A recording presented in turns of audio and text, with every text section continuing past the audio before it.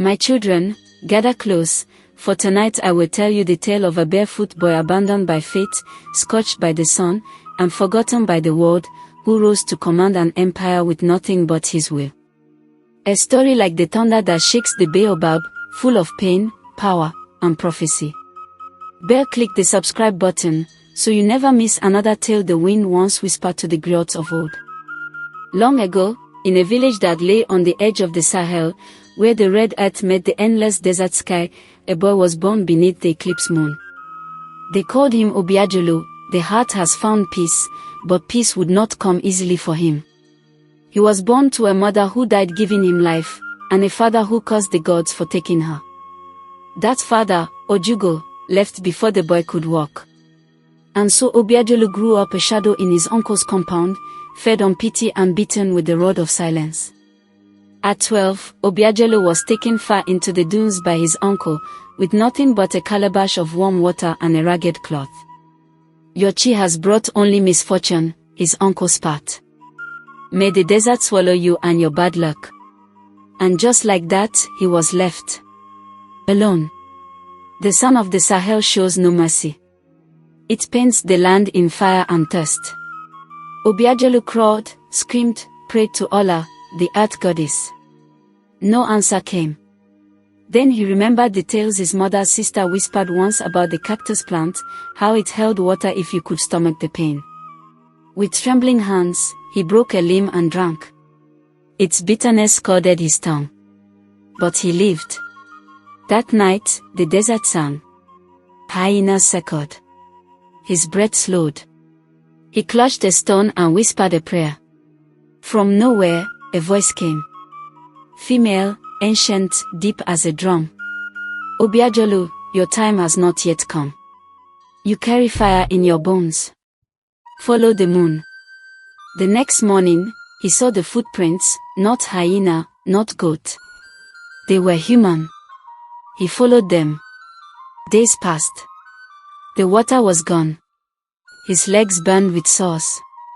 But the prince led him to a tattered caravan broken down in the sand. Camels were dead. Goods lay scattered.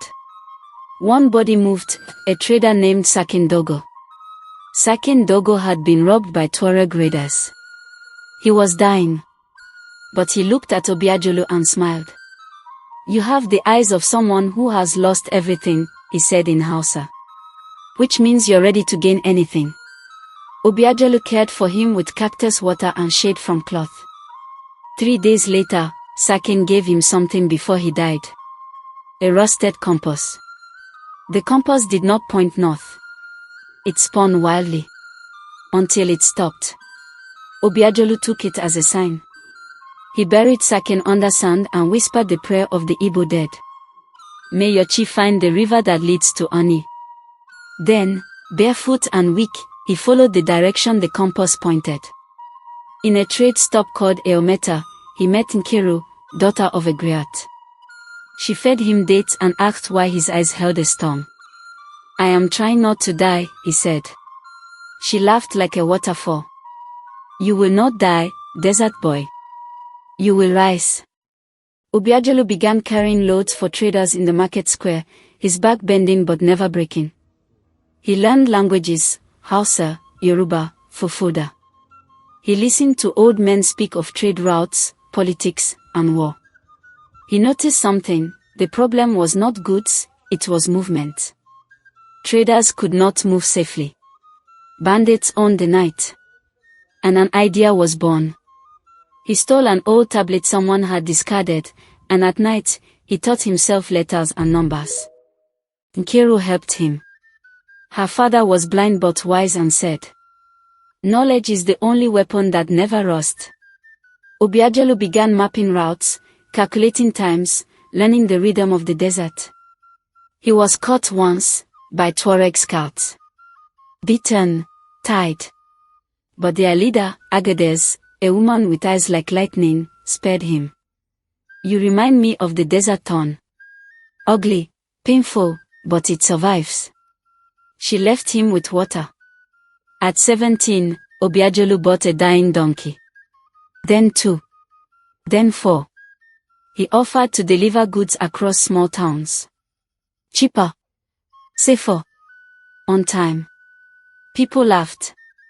But he delivered. And slowly, they believed. Caught once in a sandstorm, he wrapped himself in cloth and prayed. Lightning cracked. And he saw a vision. A long road of gold, lined with trucks, not camels. He awoke with a name in his mind, Ndunola, life on the land. At 21, he bought his first truck. A battered, black Mercedes. He painted a tortoise on its side. In Igbo legend, the tortoise survives every fall by knowing how to land. He drove it himself. Corrupt customs officials tried to extort him. Bandits attacked. But Obiagelu had learned patience. He used kindness, bribery, strategy. He once gave a local chief a satellite phone just to get safe passage. One day, a call came. A French logistics firm needed someone to deliver emergency medicine into Mali. No one else dared. Obiagelu said yes. He delivered in 3 days. The contract was worth $50,000. He built a proper business. Bought more trucks. Trained local drivers. Paid well. Treated them like brothers. In 3 years, he controlled supply chains from Ghana to Chad. And he never forgot to pray beneath the moon. He returned to find Kiru teaching girls to code. He asked her to marry him. She said yes. The wedding had 700 guests. The griot's drums echoed across the desert. His cousin, Uche, whom he hired as COO, betrayed him. Embezzled millions. Obiagelu almost broke. But he remembered the desert. The sun does not weep when the tree burns. It waits for another to grow. He started again. He visited an old Dibia, Sia, in Enugu who read kola nuts and said, "You were born beneath the eclipse. Your destiny is to move nations." Obiagelu smiled. "I already do." At 28, Obiagelu realized the road alone would not carry him to destiny. He needed to digitize his empire. He partnered with Nkiru and a team of young coders from Abia State to develop a logistics tracking system. They called it Igil, named after the great spirit masquerade that watches over the people. Igil used GPS, drone mapping, and ancient trading maps digitized into AI models. Delivery times dropped by 60%. Theft reduced. Trust rose. Investors took notice. At 30, Obiagelu signed a $2 million cross-border contract with the ECOWAS Regional Commission to handle agricultural distribution across 7 countries. That deal became the fire that forged gold. He reinvested every coin into his fleet, buying trucks from Germany, building maintenance depots in Togo, and hiring over 300 staff. In just 5 years, his company Ndunola Logistics expanded across 12 West African nations. Revenue climbed. So did the whisper. With contracts multiplying, Obiagelu faced a new problem: scale. He could no longer manage routes and cargo by memory. So, he did what no trader before him had done: he merged ancestral wisdom with modern intelligence. He hired local engineers from Nsaka, built a routing app named Ogwogu Map, named after a sacred forest. It calculated optimal delivery paths using solar patterns and traditional knowledge passed down by desert traders. The app worked like magic. To Mali, northern Ghana. One of his major warehouses went up in flames, sabotage. Nothing was saved. 10 million naira gone. Obiagelu stood in the ashes barefoot. "It is not the fire that defines us," he whispered to his foreman, "but what we build after it." He doubled the warehouse, hired 60 new workers, and brought food to their families. While visiting Ik Market in Anambra, an old woman grabbed his hand and stared into his eyes.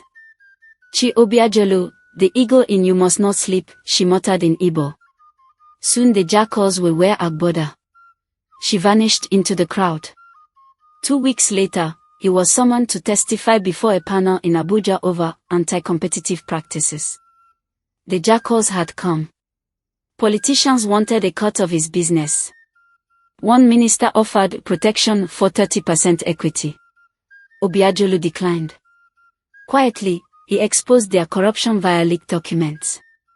Then, like a spirit, he vanished from media for 6 months. In that time, he expanded operations into Liberia and built solar-powered transport hubs. In Burkina Faso, one of his trucks disappeared. No GPS. No radio. The locals whispered of a cursed road where spirits devour travelers. Obiagelu went himself. He found the truck and 7 bandits waiting. They tied him to a tree. That night, a sandstorm came. The same vision as years ago returned. Your blood is not for the earth. Your feet were carved for the sky. The storm scattered the bandits. Obiagelu walked back to his base barefoot, his hands bleeding, but alive. Back home, Nkeru had a dream, a golden snake coiled around their daughter, Adis. She feared a spiritual attack. They called on a dibia from Nui, who did a night-long rite. He burnt cowries and said, "You have awakened jealous spirits from your lineage. The empire must be cleansed." For 7 nights, Obiagelu fasted. He made offerings to Ani and poured libation for his forgotten ancestors. On the 8th day, their daughter's fever broke. He started a program called Umuyuzo, Children of the Road. It trained orphans to become tech-savvy drivers, mechanics, and managers. "I was you," he told them. "Lost. Left. Unwanted. But the road raised me." They called him Upapa Sand. In Lagos, he was invited to speak at a global summit. Obiagelu walked on stage wearing ISI egu cloth and no shoes. The audience gasped. He spoke in English and Igbo. "I build not with steel, but with memory. I transport not just goods, but our dignity." His video went viral. CNN called him Africa's desert visionary. In Niger, a girl once offered him water in a gourd during a delivery. Obiagelu asked, "Why give a stranger your only water?"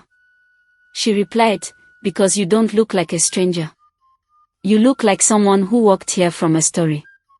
He hired her brother and paid for her school. He launched a flagship vehicle, Oko Amedioho, the Truck of Thunder. Fully electric. Runs on solar and wind. Can cross 3,000 kilometers without fuel. He drove it himself across 5 countries in 10 days. In a war zone in Mali, a rebel group hijacked one of his trucks. But when their leader saw Obiagelu's name on the manifest, he ordered the goods be returned. "Your trucks once brought medicine to my mother," the warlord said. "You are not our enemy." He built a base in Agadez, an old Tuareg city. It used wind turbines and drone scouts to protect drivers. From there, he could deliver across all of West Africa. People said, "A boy once abandoned here now rules the road." Obiagelu received a package, a map soaked in blood, with a note. "Not all spirits want you to succeed." He took it to a spiritual elder in Zaria who burned it and said, "You must protect your destiny. Your wealth is not only yours." He was offered a chieftaincy title in Igboland. He refused. "I am a servant of movement," he said. "King sit. I walk." But he sent food and trucks to every village. The people began calling him Isyuzo, the king of the road. One day, his daughter wrote him a letter. "Papa, I know you are always on the road. But even the moon returns to the sky it rose from. I miss you." He wept. For the first time in 20 years, he took a break. He built a house not of marble, but of sun-dried clay, with solar panels and a tortoise carved on the door. He called it Yulo Enchita, the house of remembrance. Children came every weekend to hear stories. At 40, Obiagelu took one last caravan, no trucks, just camels, across the old Sahel route he walked as a boy. At the exact spot he was abandoned, he planted a tree. He tied his mother's old wrapper around it. He returned to the same oracle from Enugu. The man was dying. Obiagelu knelt. The oracle smiled. You did not build an empire. You became one. One final night, a storm rolled over the Sahel.